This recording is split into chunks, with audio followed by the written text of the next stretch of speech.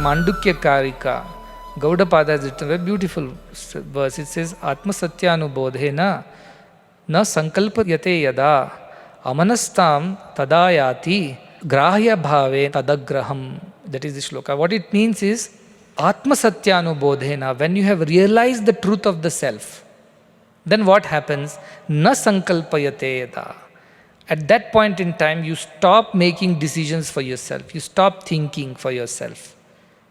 So it means what happens then? Who is thinking? Everything is being taught by that Brahman only. As individual, whoever you are identified with, body, mind and your buddhi, it doesn't exist anymore. Na sankalpayate. Then what is amanastam? Amanastam means that which become no mind. Mind to no mind. No mind means there is no thoughts. What is this cloth? It's a collection of threads. Threads are collection of fibers. Now get rid of all the fibers. Where is the cloth? Like that, mind is a collection of all sankalpa vikalpa. All those you have given up, surrendered. Where is the mind? It doesn't exist anymore. Now what exists? The supreme Brahman consciousness alone exists. And that amanastam tadayati, it becomes like that. What? Amana. No mind. And then grahya abhave tad agraha, because then there is nothing to grasp. There is no desire for anything. There is nothing to... Mind alone is the reason why we want this and we want that. But there is nothing. Indriyas exist, but mind does not exist. So Indriyas don't have any control over you. They can't tempt you anymore. And your buddhi is merged in the Shanta Atmani. So all consciousness only operates through you. It uses your buddhi, it uses your Indriyas. Your individual mind is no more an obstacle in the supreme conscious, cosmic mind. That alone operates now. So this is the methodology. So a mind which becomes no mind alone becomes that when one realizes Brahman. Before that it doesn't become that. So what are these intuitions and discoveries and amazing... These were the times when your mind became no mind. You say so difficult that mind becomes no mind. No, every day your mind becomes no mind. First in deep sleep your mind becomes no mind. You don't remember you are a man or a woman when you slept. In deep sleep. When you wake up only you realize you are so and so. Otherwise your mind has become no mind. So it is natural for your mind to disappear in deep sleep. Other method is when somebody asks a question you have no answer about. Mind becomes no mind. I don't know. Full blank it is. Like that, mind does become no mind. But when it becomes unconsciously, when it becomes jadya nidra, means because of your inertia and sleep, that is not sadhana, that is not spirituality. When while you are fully awake and your mind is no mind, that is what Adhyatma Sthiti is. That is the purpose of this shloka. That you take your mind and merge into buddhi, take the buddhi and merge it into the higher buddhi, and after that you don't exist at all. You don't exist. Only consciousness exists. It operates through. You become an instrument, like a doll in the puppet in the hands of Brahman. Suppose the puppet has his own mind. Can the puppeteer play? It will do as it wants. That's how you are just a puppet. That's why you say tai tai tai tai tai bamma. You are only a dancing puppet. The one who is making you dance is the Brahman. But now what happened? Unfortunately, these puppets are not like those puppets. These puppets are also having a little mind that is there in them. And that comes in the way of the cosmic dance of Brahman. It obstructs, it interferes. So remember all the time when you have suffered, when you have failed, when you have been dejected, disappointed were the times when your petty mind came in the way of the cosmic mind. And like a huge pipe can be blocked by a small stone and water can stop. Bathroom taps. Some rust got inside, the whole water tank is full. No water is coming in the tap. Sun is there, a small cloud comes in front of the sun, everything becomes dark. Like that your small individual mind is so powerful. Why? Because it can go and hide the whole cosmic mind, interfere with the cosmic mind. That's why it says, remain surrendered. What is your mind after all? What you are taking so much ego about? About your education, your position, your authority. Ma kuru dhanajana yavana garbam. Don't be so arrogant about it. You have nothing compared to the divine intelligence. So surrender yourself to that great divine intelligence and let that divine intelligence operate through you. Vivekananda would say, if ever anything good has happened by me, it's because of the grace of my Guru. And anything that has gone wrong, it is only because of my own faults. Look at his humility. Because he has understood what is what. And those who are foolishly not understanding, they only become arrogant and they suffer, and in the process make others suffer. That should not be the way, is the idea of this sloka. It's a very, very important sloka of meditation, and also more importantly, it is very practical on a day-to-day basis. From Vyashti move to Samashti. Vyashti is this Jiva, Jnanatmani. Samashti is the Hiranyagarbha, Mahati Atmani. And from that to Parameshti, which is Shanta Atmani. And if you operate as Parameshti, everything will be blissful. If not there, at least operate at Samashti. Still the world will be better. But please don't operate as Vyashti. That's where all the Mahati Vinashti in Vyashti. All dangers, all destructions, all ruin is because of individual egos and individual buddhis. So you are in the senses, that is called the gross body, and Indriya, Indra, Arthebhya. Subtle body is the idea of your buddhi, manas, and then causal body is the idea of the Mahati Atmani, the Jivatma self. And then further you go and expand yourself into the universal consciousness, which is the Paramatma. This is one way of remembering. Another way of remembering is the Virata. Same thing when you expand it to Brahmanda, because whatever is in the microcosm, that is only the macrocosm, they say. So how is this principle applied there? Virata is like the gross form of the Parabrahman. Hiranyagarbha is the Buddhi form of the Parambrahman. Ishvara is the Mahati form of the Parabrahman. And Brahman itself is the Shanta Atmani. One more way of looking at the same thing is Jagruta Avastha is your gross level body, senses. The Sapna Avastha is where the mind alone is operating. Sushupti Avastha is only the Buddhi, Jivatma Buddhi is operating. And beyond that is the Turiya, which is the Shanta Atmani, or the highest of the consciousness operating. You can think like that. So this is the way you can imagine how cosmic the Brahmanda is also in the Pindanda. Whether you take it as the three avasthas, or you take it as the three kind of bodies, or you take it as three parts of the creation. That is Virata, Hiranyagarbha and Ishvara. So you can see that there is a cosmic, when Hiranyagarbha was created, Virata was created, Ishvara was created, there was a blueprint for the entire universe in that. Like a seed contains the entire information of the tree, like that the very first act of cosmic creation from Brahman to Ishvara to Hiranyagarbha to Virata is the similar thing as coming from Paramatma to Jivatma to Manabuddhi to Indriya and Indrarthebhya. Also in the same way you can think it is same as Turiya and the Sushupti and Swapna and Jagrata. Means in all times this blueprint of four is operating. 3 plus 1 is always operating, whether you are in sleeping state, waking state, dreaming state, whether you are doing decision making, whether you are just merging as the Paramatman. In all times and places, this principle of 3 plus 1 is applicable.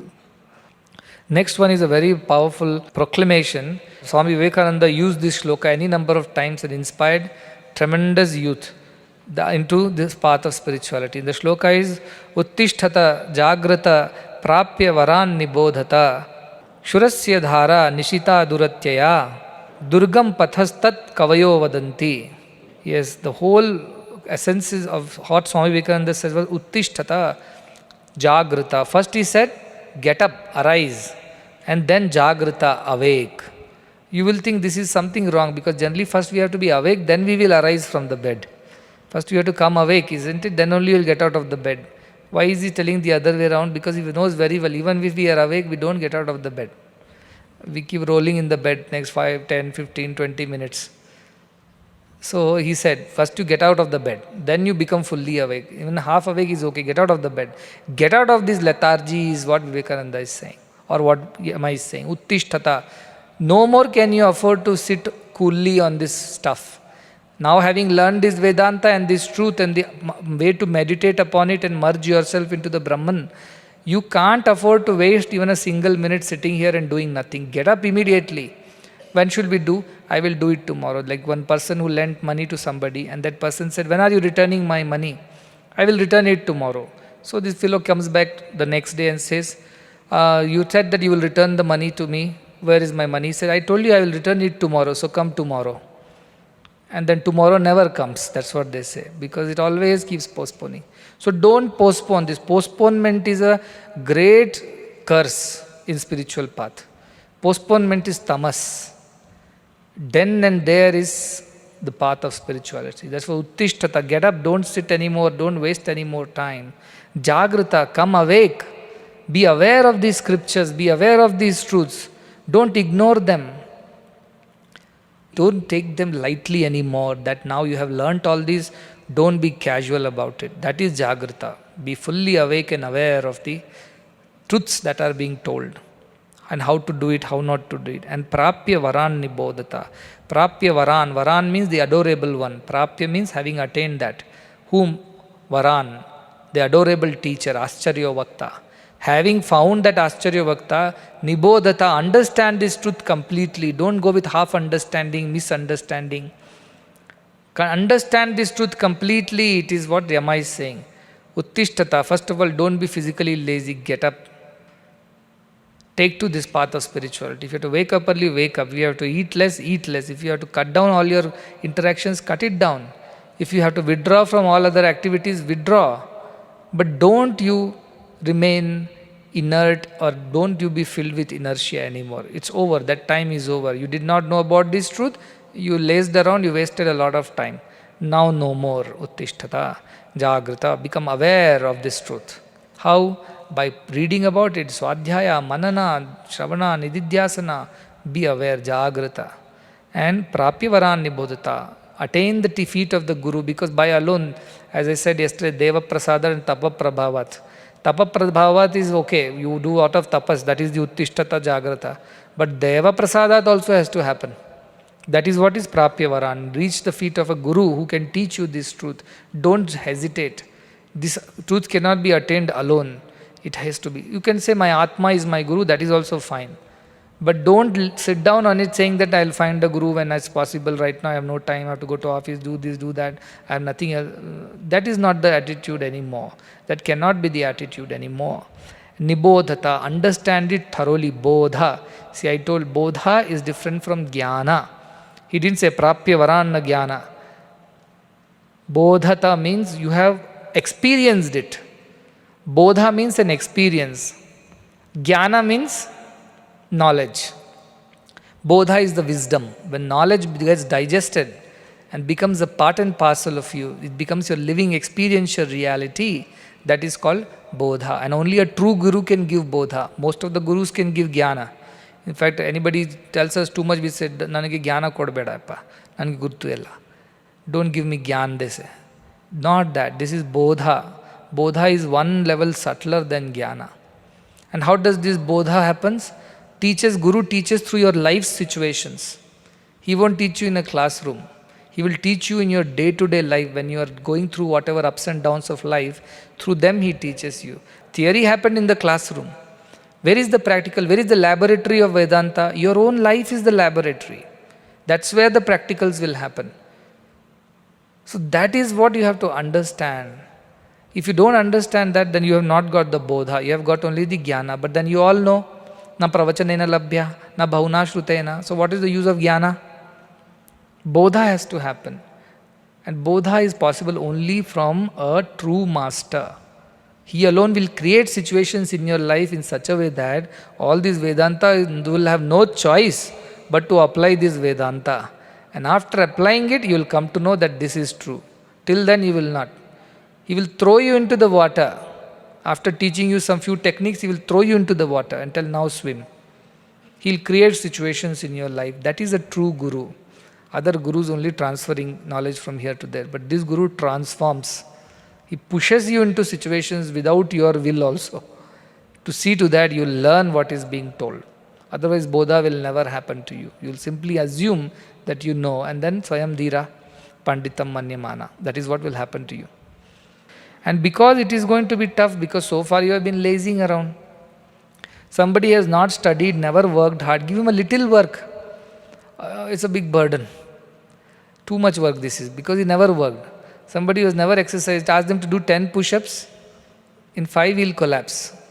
But somebody who has been doing push-ups, 50 also he can do. For him that's not a burden. So these people who have never put any effort, always been sleeping happily in the inertia, I am the body, I am the mind, I am the senses. This alone exists, that does not exist. These YOLO people, they cannot do this. So when they get onto this path, what is this told? Durgam pathas. Tat kavayo vadanti. The rishis have told, kavaya means kavis or rishis. Because rishis were poets who have written all this poetry called Vedanta, Vedas. So they are called kavi. Also intelligent one is called kavi. So those intelligent ones have told this path is very difficult, durgam patha. Very difficult to travel on this. And duratyaya, oh, extremely, extremely difficult. Why? Because shurasya dhara nishita. It's like the sharpened edge of the razor.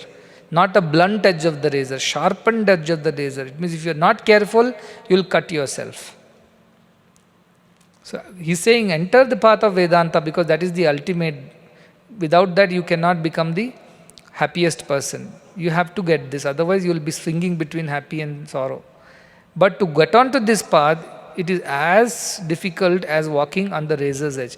Now, you would think, why at the end of this whole Kathopanishad classes, Yama is being so, is almost threw cold water on all our enthusiasm.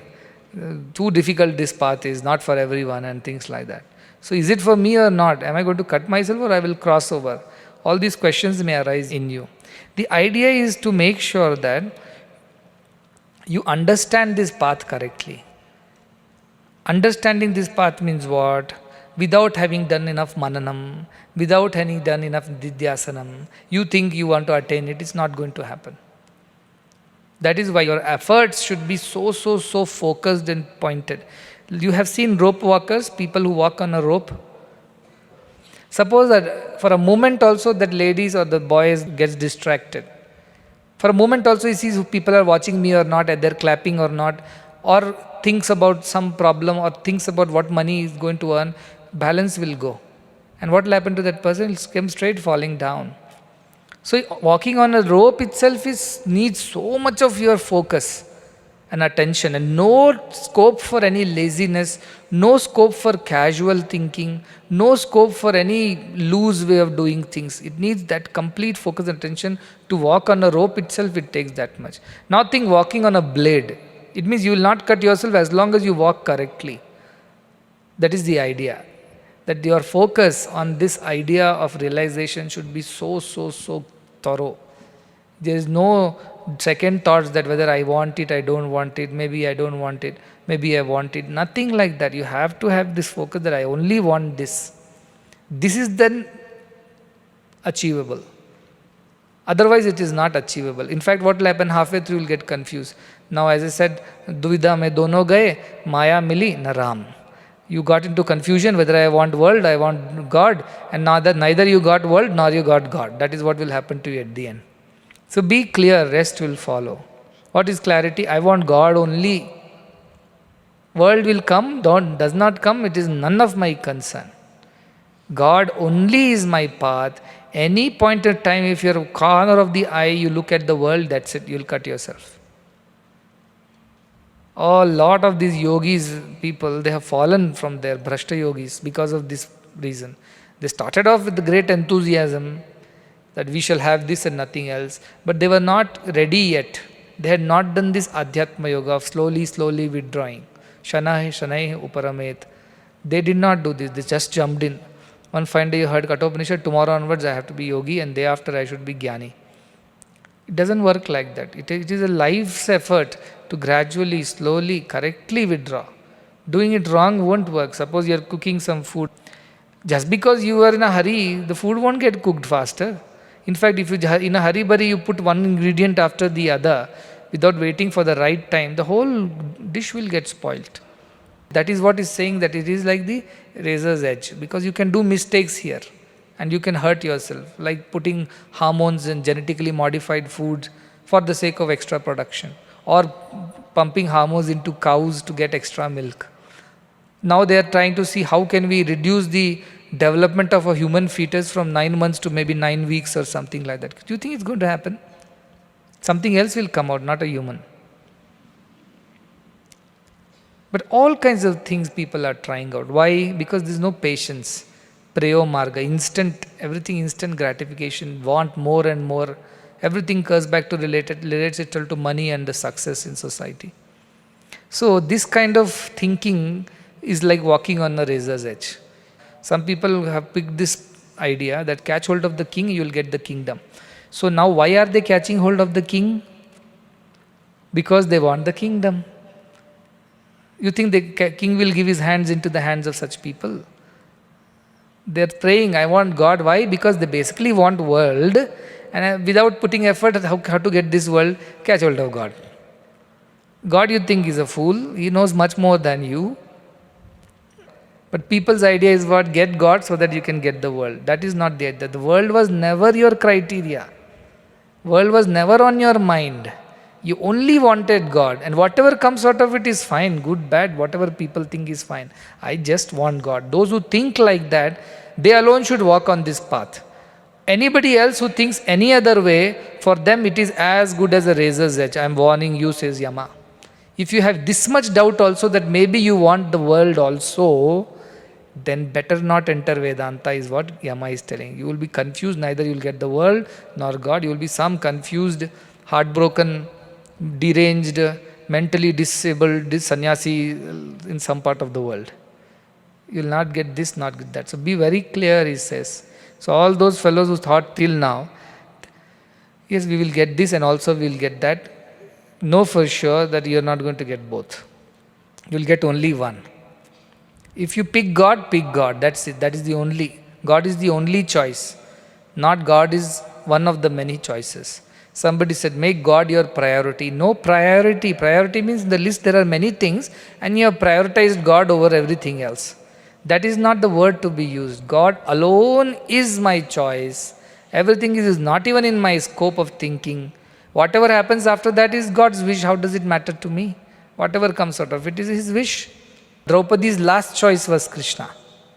First choice was Dharmaraja. Second choice was Kuru dynasty people. Third choice was herself, trying to protect herself. When nothing worked, then only Apad Bandhava Krishna. But her ego did not allow her to ask for Krishna's help right in the beginning. That is what the problem with all of us. We want God and also all the world, and when nothing comes to our hand, then God. Have God, that is all that matters at the end. All this world will become one big zero at the end. And then that is when you'll realize that's why this is tough, because the attachments to our ideas of life, body consciousness, mind consciousness, desires is so difficult to get rid of. That is Durgam Patha. Vedanta is not the Durgam Patha. Durgam Patha is the problem with your mind which is so attached that it cannot go. So it will swing this way, that way. How can you rope walk if your mind is distracted? That's why nasamahitaha, nashantaha, nashantamanasaha, all this was told in the beginning only, that see, these are the conditions. If you are agreeable to these conditions, then you are enter. Anywhere you go, now terms and conditions apply. These are the terms and conditions. What? Yamayavesha vrunate. You ask only for me, nothing else. 2, because you want me, na duscharito, na shanto, na samahitaha, na shantamanasa. All this you do. And then what? Slowly walk on this path. How? Yached vang manasi, prajñas tadyached jnana atmani, jnana atmani mahatini yached, tad niched shanta atmani. Slowly walk on this path. If you hurry on this path, you will cut yourself. Slowly. With age, habits come. And with age, habits go also. In rainy seasons, clouds come. In summer season, they disappear. So with age, then what should you do? Curb. Curb how? Reduce the, I eat sweet every day. No. Now onwards, I'll eat sweet once in a week. Slowly, I will eat sweet now 15 days once. Now 1 month once. Now what? 2 months once. Like that, slowly, shanai. That is why it's saying, indriyartha, indriya to mind to buddhi to mahati atmani to shanta atmani. It will take time. If you rush, you will cut your hand. If you don't rush, go slowly, carefully, without getting distracted, you'll definitely reach. That is the idea of Durgam Pathastat Kavayo Vadante. But idea is that this is the most important shlokas. The Kathopanishads, the crux is these last 3-4 shlokas, how to do this Adhyatma Yoga and how to merge in that ultimate realization of supreme consciousness, which is Brahman. And you hurry in this path, you try to think you are over smart, you will be done. Because this path is so very precarious.